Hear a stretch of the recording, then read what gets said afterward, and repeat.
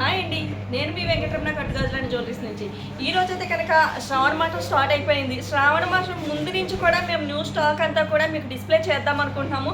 But time అయితే కనుక మనకి టైం స్పేస్ సరిపోలేదండి. ఈ రోజైతే కనుక మేకోవర్ నుంచి ఫుల్లీ స్టాక్ అనేది వస్తుందండి. మీరు చూడొచ్చు, మేకోవర్ నుంచి ఎవ్రీ ఐటమ్ అండి. మీకు బ్యాంగిల్స్ కానీ, ఇయర్ రింగ్స్ కానీ, లేదు బ్రాస్లెట్స్ కానీ, లేదు లక్ష్మీ లాకెట్స్ కానీ.